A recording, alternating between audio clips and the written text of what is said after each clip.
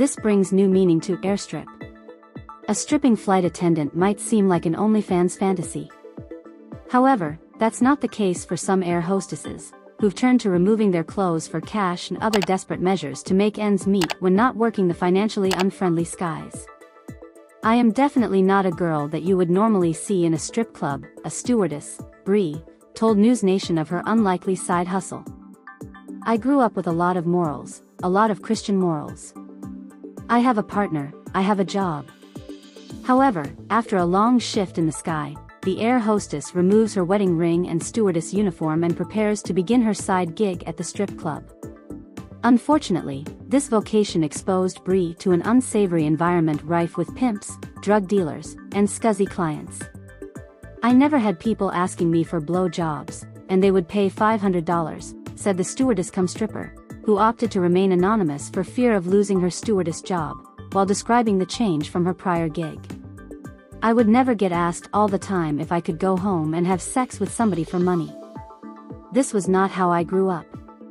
Of particular concern is fentanyl, which is so ubiquitous among Bree's clientele that she learned to recognize its distinctive, peanut butter, scent, NewsNation reported. She also carries Narcan with her in the event of an overdose from exposure, which can affect those who don't even use the drug. Bree said that her second job was born out of the need for survival. While flight attendants might seem like they make a lot of money, in reality they're dirt poor, making under $30,000 a year in their first year, rued the crew member. For reference, Bree rakes in between $300 and $1,000 per night stripping, enough to cover rent and more. One problem is that many airlines, including United Airlines, don't pay crew members for a lot of the time they're on duty, including waiting at the gate, or while passengers are boarding or disembarking from the aircraft, NewsNation reported. One flight attendant, named Kim, claimed that she is only compensated for around half the hours she works. "You do training for 6 weeks, and you aren't paid for any of that," lamented the mother of 3, who works for a major airline. "Sometimes, you work 10.5-hour days, and you get paid 5. Kim added, "In all reality, I'm paid less than a McDonald's worker." Stewardess Nastasia Lewis claimed that her paycheck for working at a top airline was $250, enough to one outstanding bill and a trip to the grocery store for her and her son. Left with no other recourse, the cash-strapped crew member resorted to eating passengers' leftovers to tide herself over until her next payday. In the past, flight attendants have even stolen food from first-class snack baskets. "You have to just put your pride aside and say, 'Hey, I have to eat, or I don't,'" Lewis said. "It does make you feel some kind of way during those times because you're just like, 'What am I doing here?'" Thresia Rayner, a 17-year veteran with Alaska Airlines, was surprised at how many of her colleagues were homeless.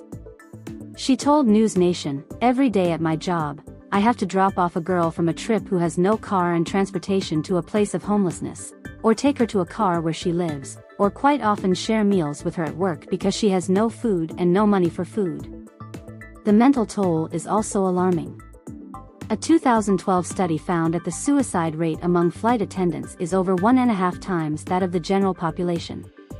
"A week doesn't go by that I don't hear another heartbreaking story from a flight attendant, and it's from every single base," said Ken Diaz, president of the United Association of Flight Attendants CWA union, the largest in the nation. He chalked up this airplane pauperdom to salaries not keeping pace with inflation, explaining, "No one's ever experienced the cost of living like it is today. And when you put that wage rate in today's cost of living, it's nothing. They can't survive." Liam Horgan, a first-year flight attendant with United Airlines who lives with 20 other crew members in the Bay Area, said his bosses even instructed him on how to apply for food stamps. "I just feel like it's kind of embarrassing that corporate greed has gotten to the point that management at these corporations are telling new hires, 'Hey, we know we don't pay you a living wage, so here's how you can apply for welfare,'" he said. United Airlines recently pledged to compensate their crew members fairly in line with the times. "We're eager to reach an industry-leading agreement with our flight attendants," airline reps stated via NewsNation, noting meetings are scheduled for late October and November under federal mediation. In the meantime, some flight attendants may explore side gigs, ranging from social media content creation to more unconventional ventures like drug smuggling.